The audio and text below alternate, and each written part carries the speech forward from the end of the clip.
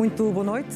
A caminho das legislativas, o debate desta noite é entre Pedro Nuno Santos, do PS, e Paulo Raimundo, do PCP, em representação da CDU. Ditou o sorteio que comece Pedro Nuno Santos. Muito boa noite a ambos. Paulo Raimundo, boa noite. Pedro Nuno Santos. Perante os últimos acontecimentos relacionados com o caso da Madeira, o senhor fez 3 declarações em 3 dias. Passou de dizer que o tempo de detenção era preocupante, mas que era a Justiça a funcionar. No dia seguinte já falava numa reforma da Justiça. No dia seguinte pediu explicações à Procuradora-Geral da República e até falou na necessidade de um consenso alargado dos partidos. Parece-lhe, Pedro Nuno Santos, que é isto que os portugueses querem ouvir de um candidato a primeiro-ministro que em 3 dias dá respostas diferentes sobre o mesmo assunto? Bem, não há nenhuma contradição. Eu disse desde a primeira vez até à última que não comento casos concretos e não comento mesmo casos concretos. Outra coisa diferente é nós podermos falar sobre a Justiça e sobre a reforma da Justiça. Nós temos propostas no nosso programa e, portanto, eu não poderia ignorar aquilo que nós próprios temos no nosso programa. Em nenhum momento se fica ao sabor dos acontecimentos? Não, nada disso. As perguntas são diferentes, as respostas são diferentes. Sobre casos concretos, eu não comento, continuarei a não comentar, serei coerente sobre essa matéria. Isso não quer dizer que nós não possamos e não devamos discutir a reforma da Justiça, não só sobre o Ministério Público, mas também, e nomeadamente, daquilo que nós temos no nosso programa eleitoral, sobre a necessidade de clarificar a relação de poder hierárquico dentro do Ministério Público. Mas em nenhum momento no seu programa eleitoral fala de um consenso alargado.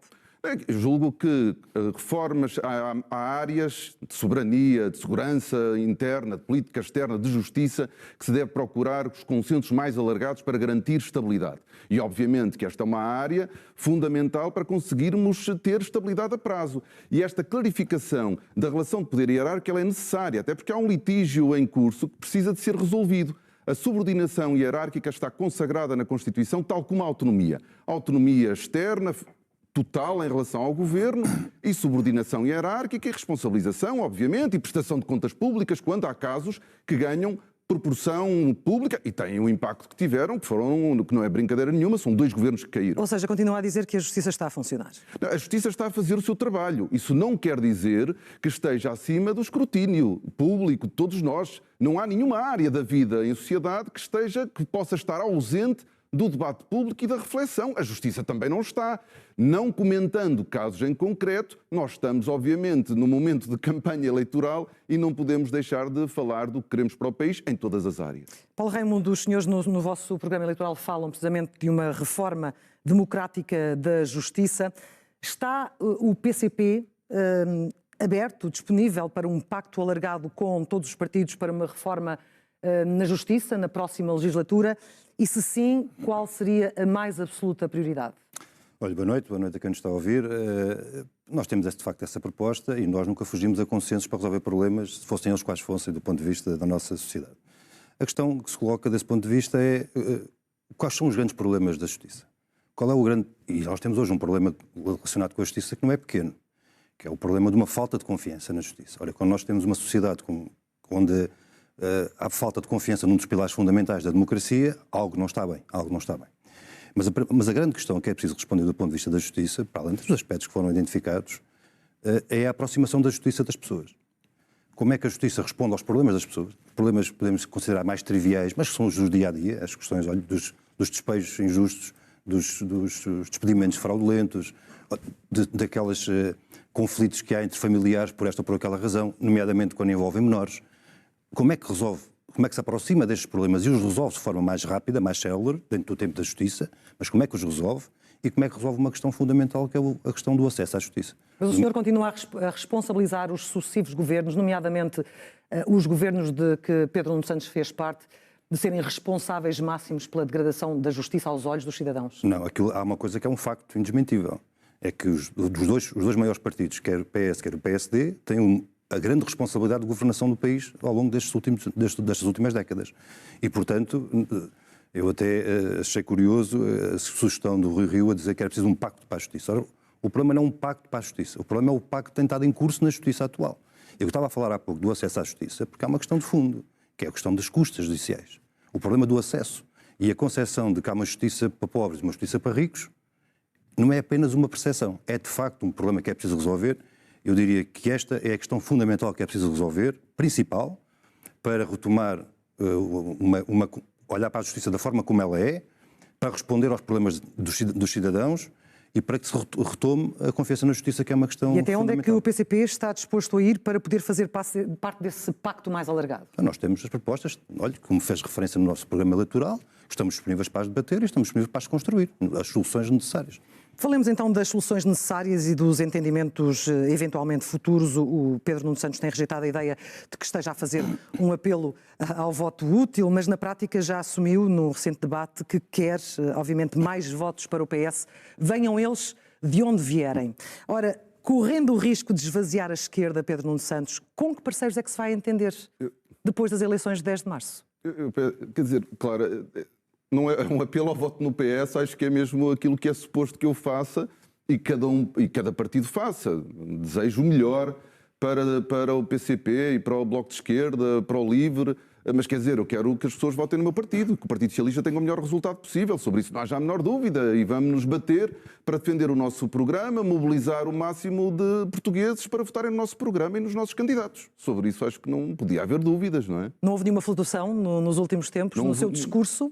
Flutuação no seu discurso entre conquistar mais ao centro ou conquistar mais à sua esquerda? Nós queremos convencer o eleitorado português de que nós temos a melhor resposta para resolver os problemas do país. É isso que nós vamos fazer.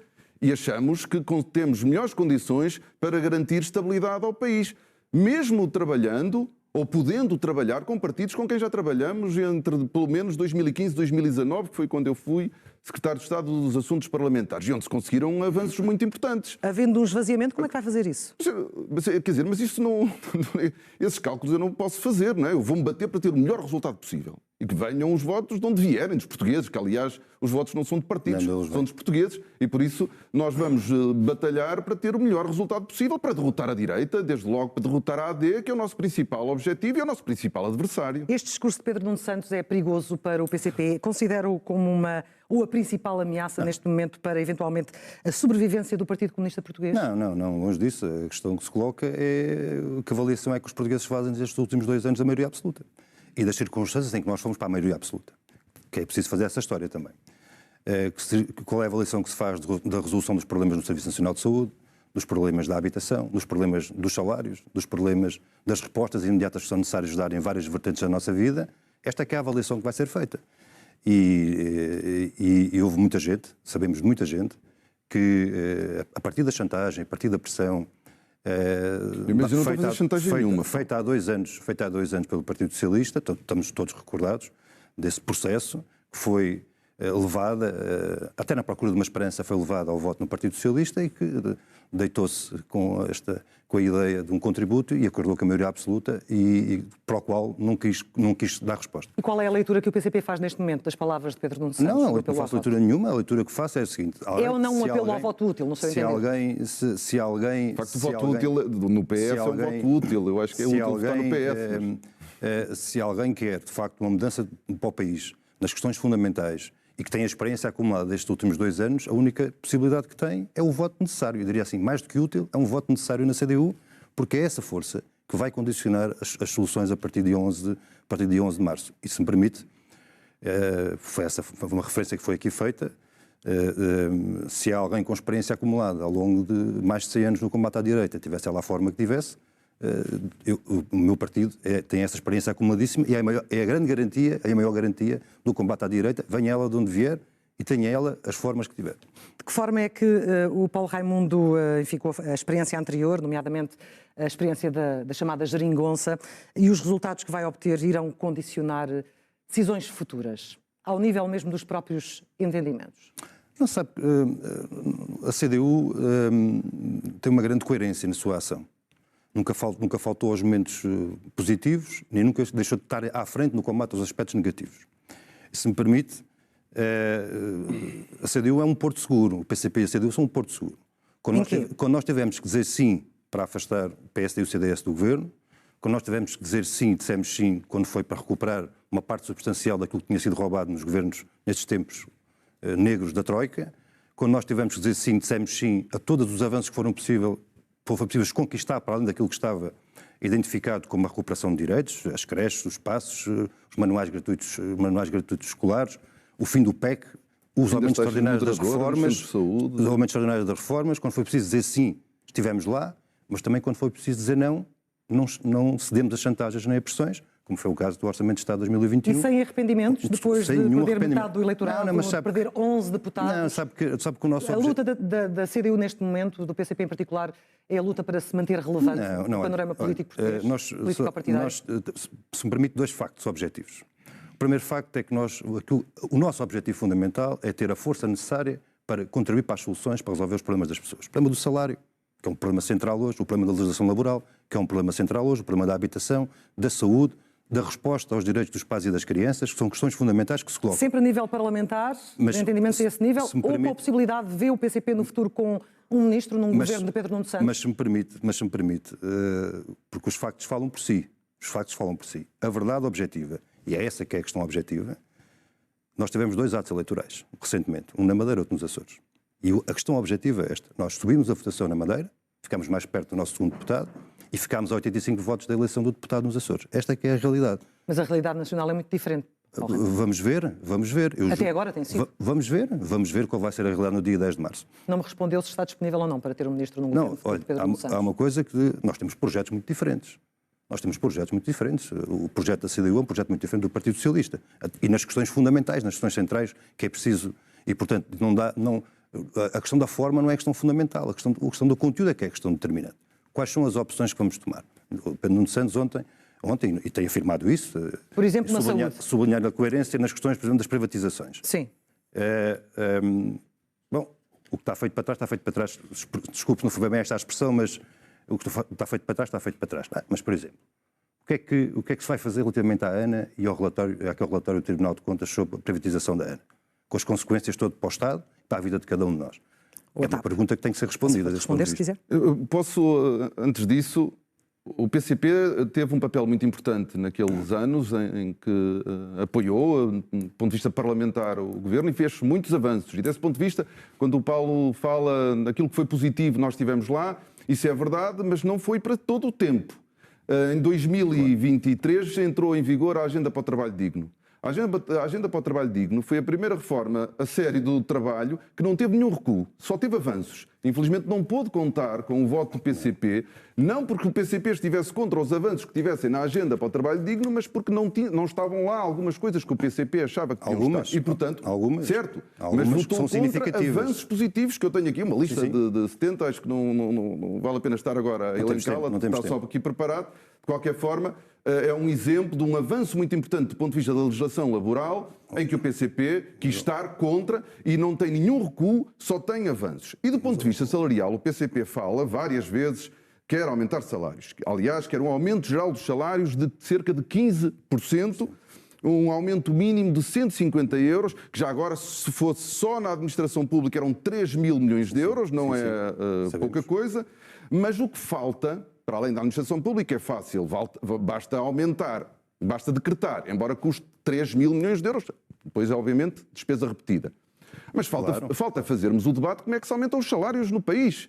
E este é o debate que mais tem faltado, que é o debate sobre a política económica. Como se desenvolve uma economia, como se reindustrializa Portugal, como se diversifica, sofistica a economia portuguesa. E esse é, de facto, o maior debate que tem faltado aos nossos pequenos debates ao longo destas semanas. E é na diversificação da economia que nós vamos conseguir criar condições para que a economia portuguesa e as empresas possam pagar melhores salários. É mesmo aí, na estratégia para a economia. Enquanto que a direita tem como única resposta, ou principal resposta, um corte transversal e cego do IRC, nós temos uma estratégia que significa ou que implica que o país tenha a capacidade, envolvendo as associações empresariais, envolvendo a academia, nós sermos capazes de fazer aquilo que muitos países, economias liberais no resto da Europa, sermos capazes de selecionar setores, tecnologias que tenham maior capacidade de arrastamento e concentrar os recursos públicos naquilo que pode ter consequências de transformação da nossa economia, que é mesmo o nosso maior desafio, alterar o perfil de especialização da economia portuguesa. E isso para dizer o que em relação ao para dizer que esta é a única maneira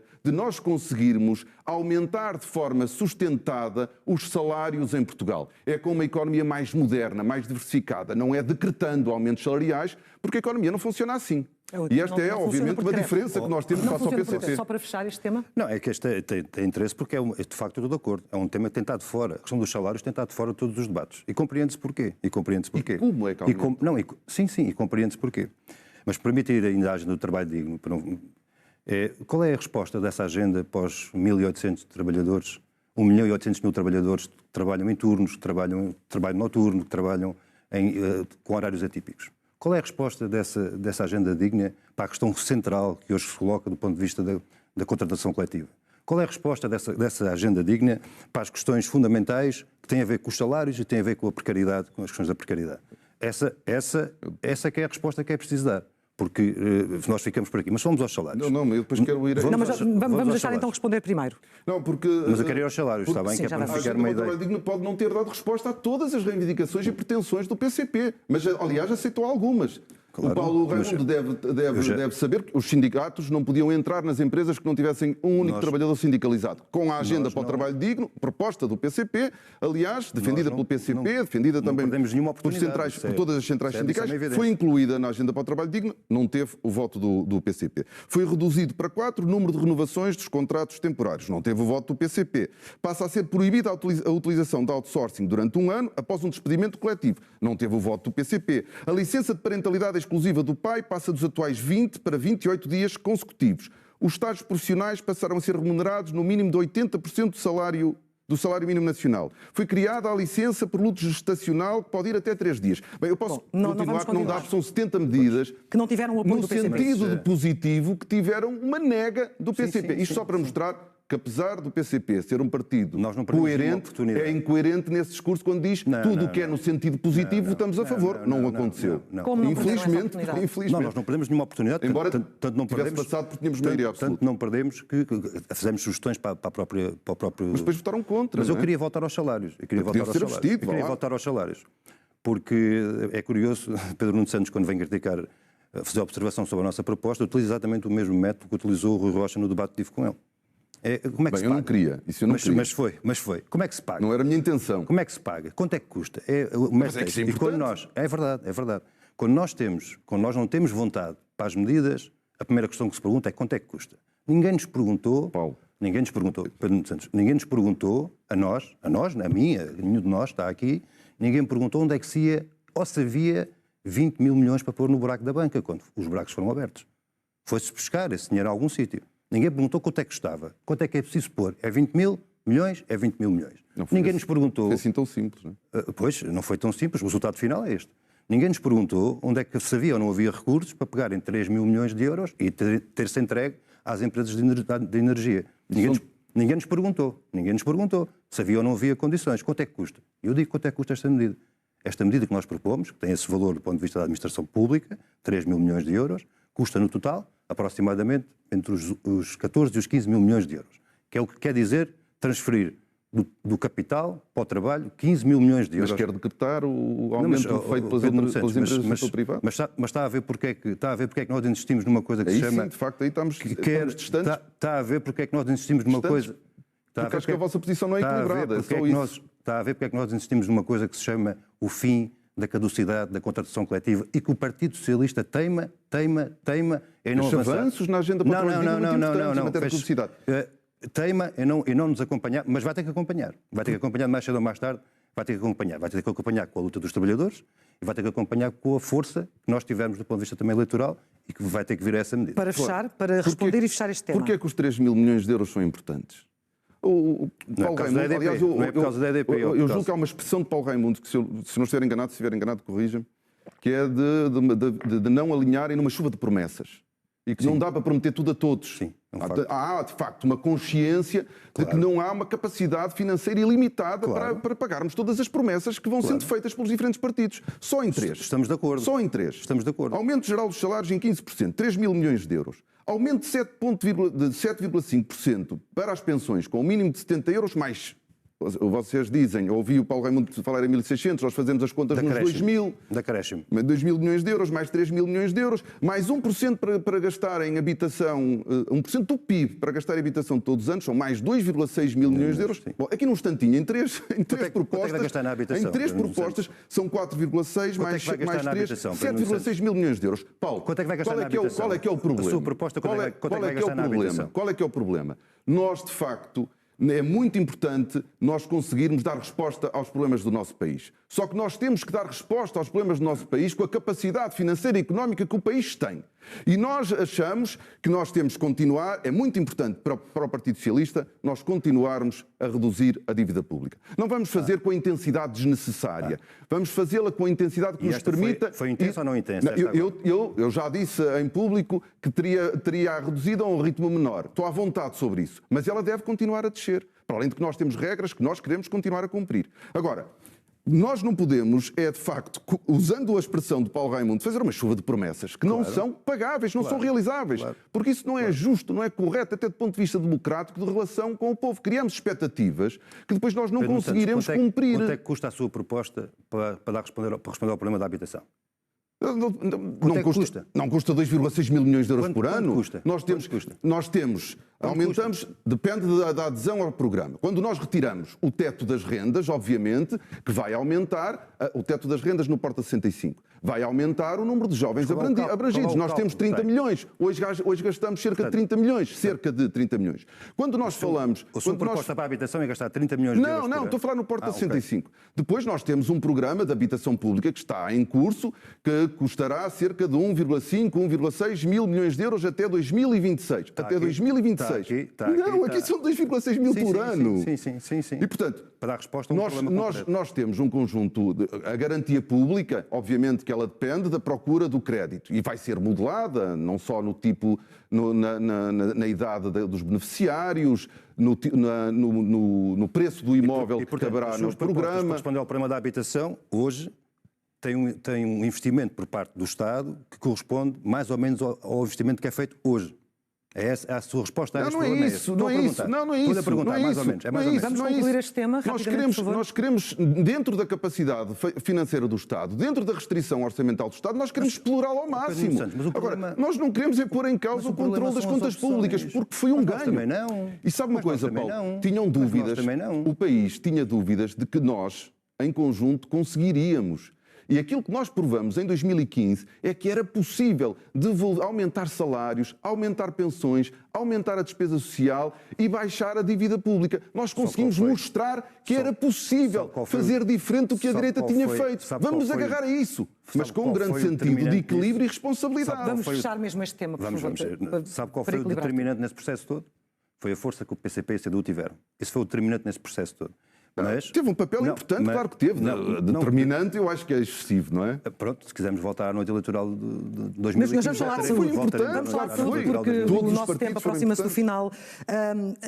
Enfim, o Pedro Nuno Santos tem defendido soluções para pôr o SNS a funcionar melhor, com profissionais mais motivados, aliás, ambos, também o Paulo Raimundo.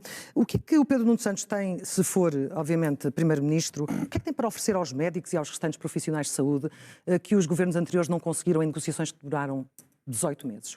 Qual é a sua bala de prata, para usar a sua expressão? Não há balas de prata. Nem para a saúde. Aliás, é importante que os políticos, de uma vez por todas, quiserem construir uma relação de honestidade e transparência com o povo, com o povo português, seja qual for o tema, não se apresentem como tendo a bala de prata que vai resolver o problema. O problema do SNS é um problema sério, de difícil resolução. A pressão sobre o SNS não é uma exclusividade nacional. E nós temos que falar a verdade. Aliás, o Paulo Raimundo também já o disse, que era não se criar a ilusão que estes problemas se resolvem de um dia para o outro. Passa por, obviamente, valorizar os profissionais de saúde, mas não passa só por isso. Estamos a falar de quê? De salários? Não passa só por salários, não passa só pelos profissionais de saúde. Aí nós acompanhamos, com ritmos diferentes, intensidades diferentes, o PCP, no trabalho que é preciso fazer com os médicos, enfermeiros e restantes profissionais de saúde, mas é preciso intervir na melhoria organizacional do SNS. Sobre isso não haja a menor dúvida. E a esquerda tem que fazer esse debate. E é por isso que o PS, e nós temos feito esse debate, nós queremos intervir na organização e na gestão do SNS, generalizando as unidades de saúde familiar para apostarmos nos cuidados de saúde primários. Nós queremos dotar os centros de saúde de meios complementares de diagnóstico e terapêutica para evitarmos a necessidade de se fazer esses exames nos hospitais, diminuirmos a necessidade de ir aos hospitais e às urgências. Nós devemos dar mais autonomia à gestão dos nossos hospitais. Os centros de responsabilidade integrada... Como dentro das regras da contratação pública? É possível aumentarmos a autonomia da administração hospitalar. E esse é um trabalho que tem que ser feito. Aliás, é um trabalho que tem que ser feito a todas as áreas transversais. Então, porquê é que não foi feito? Por exemplo, quando alguns desses hospitais deixaram de estar em parceria público-privada, olhemos, por exemplo, para o caso de Loures. Há coisas Nomeadamente, um autarca do PS pediu o regresso das PPPs. O que é importante, no caso dos hospitais públicos e no caso de Loures como noutros, é que, de uma vez por todas, os governos deem autonomia às administrações hospitalares. Aliás, como em muitas áreas do Estado, o que acontece é que nós infantilizamos as administrações dos institutos, dos organismos, das empresas públicas. E porque há um receio de, dando autonomia, se perder o controle. E quando se dá autonomia, responsabiliza-se. E ter administrações hospitalares com maior autonomia de gestão vão ser administrações hospitalares a entregar melhores resultados. Só uma nota final sobre esta questão da saúde. Nós vivemos hoje numa sociedade, num país com um elevado nível de envelhecimento. Isso tem consequências no Serviço Nacional de Saúde. E nós queremos que a saúde e os serviços de saúde, o SNS e os serviços sociais se cruzem. E nós queremos que as equipas hospitalares possam entrar nos lares, trabalhar com os médicos para que os mais velhos que estão nos lares não precisem de ir aos hospitais. O mesmo com a hospitalização domiciliária. Reforçar as equipas hospitalares na hospitalização domiciliária. Mas há aqui uma questão. Por último, dar a possibilidade aos médicos que estão nos lares de poderem prescrever medicamentos, prescreverem exames, para que os mais velhos não tenham de ir aos hospitais. É algo que tem reiterado, Pedro Nuno Santos. Deixe-me passar para libertar as urgências. Para equilibrar os... Mas, no entanto, também ouvimos Pedro Nuno Santos dizer que não tem dogmas em relação ao trabalho com os privados. Isso é uma linha vermelha entre ambos? Não. Acho que a pergunta de fundo que a Clara fez-la é porque é que não foi feito. Acho que a pergunta de fundo foi essa. Todas estas possibilidades, estas necessidades concretas, é porque é que não foi feito. Muita coisa, mas é preciso fazer mais e melhor. Porque é que não foi feito? Esta é a grande pergunta, mas permita-me ainda... Produz mais, tivemos ontem, produz mais cirurgias, mais consultas. Mas é tudo uma questão de salários, de melhores condições, de maior atratividade. É tudo uma questão de opções. Qual seria então a bala de prata do PCP É tudo uma questão de opções. Olha, voltando ainda atrás, aproveitando o tempo que ainda tenho. Sobre a questão da habitação, voltando ainda atrás. Mas estávamos a falar da saúde, é que depois não temos tempo. Não, temos, então falta só o meu tempo agora. Não, ainda falta mais um pouco. Ainda falta? Então pronto, mas eu vou gastar o tempo necessário. Mas ainda não, porque eu quero fazer-lhe uma última questão. A banca, nós somos todos chamados a contribuir para o problema da habitação. A banca fica fora disto. E, por acaso, tem que se registrar a mesmíssima medida de fundo, quer do PS, quer do PSD, para responder ao problema da habitação. A banca e os seus 6,5 milhões de euros de lucros por dia em comissões e taxas ficam fora deste esforço. Salários, voltando ainda aos salários. Quer dizer, a pergunta não é só como é que a economia responde a isso. Não, mas essa é a parte fundamental. Essa é a resposta fundamental. A pergunta é como é que as pessoas conseguem viver e sobreviver com os salários que têm. Está bem. Não é está bem. É que está bem, só que nós temos que depois de explicar como é que chega lá. Eu vou tentar não interromper. Esta é que é a grande questão. E não é para amanhã, é hoje. Nós temos 3 milhões de trabalhadores em Portugal que ganham até 1.000 euros de salário bruto por mês. Mais de 800 mil ganham o salário mínimo nacional. 3 milhões são mais de metade da mão de obra. Este é que é o problema para resolver agora. Não é num dia que há de vir. E há condições para isso. Se fizermos um debate sério, como foi aqui proposto, para o qual nós estamos disponíveis, há condições para isso. O Serviço Nacional de Saúde, para não fugir à pergunta... Sim. Porque isto é tudo... E é uma das maiores preocupações dos portugueses. Não, claro. Então, eu tenho estado aí em vários sítios, vários contactos com pessoas. Mas a gente pode dar as voltas que quiser. A questão fundamental é a falta de profissionais no Serviço Nacional de Saúde. Podemos dar a volta que quisermos. Vamos sempre em... Olha, tive um centro de saúde na Alta de Lisboa. Um contacto com utentes. Equipamento extraordinário, novo, bancos novos, tudo novo.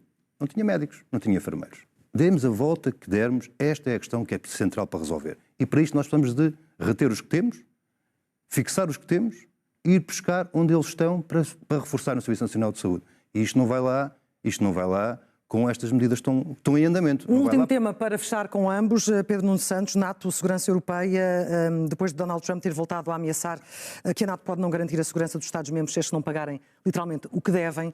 Eu pergunto-lhe se esta ameaça é para ser levada a sério ou é, sobretudo, a deixa para a Europa começar a pensar como investir, de facto, num sistema de defesa comum. Bem, a Aliança Atlântica é muito importante para a defesa dos membros da Aliança Atlântica. E Portugal não desiste da pertença à Aliança Atlântica. E nós temos compromissos que estão assumidos e nós queremos cumprir esses compromissos. Aliás, já tive a oportunidade de o dizer e por isso, independentemente do que vamos ouvindo, a Aliança Atlântica continua a ser importante para a defesa dos seus membros e nós continuamos a acreditar e a querer cumprir os nossos compromissos assumidos com os nossos aliados. Isso não quer dizer que no quadro da União Europeia nós não concertemos posições também em matéria de política externa e defesa. E é isso que está a acontecer. E no que diz respeito à travagem, ao travão, ao combate à invasão da Rússia da Ucrânia, a União Europeia foi capaz, até agora, de se entender e de apoiar a Ucrânia para fazer face a essa invasão. E por isso nós temos de atuar nas diferentes alianças, no quadro da União Europeia e no quadro da Aliança Atlântica. Sabemos que o PCP, aliás, no programa, quer romper com a conivência com a NATO e a submissão à União Europeia. Qual é então a alternativa para garantir a segurança de Portugal num contexto mundial cada vez mais imprevisível e mais inseguro, Paulo Raimundo? Olha, eu acho que o caminho de quem tem esses justos receios que afirmou e o caminho que acho que aspiramos todos, penso eu, que é o caminho da paz, penso que é isso que aspiramos todos, não são compatíveis com o armamento e corrida ao armamento. O caminho da paz que se procura e que é necessário não são compatíveis com a corrida ao armamento e tudo o que isso implica. A guerra não se faz com bombas. A guerra não se faz... Como é que se faz? A guerra não se faz, a guerra tem que ser travada. Mas quando ela se faz? Não, a guerra tem que ser travada. Como é que ela se trava? Quando um país é invadido. É que nós temos que ter a capacidade e as condições e a força É que há países que são invadidos. Sim, sim, e há uns que invadem. Há uns que invadem e outros que invadem. Há outros que bombardeiam. Há outros que bombardeiam. Há outros que massacram. Não, mas é isso. E nós estamos... E esse é um problema. E qual é o caminho perante isso?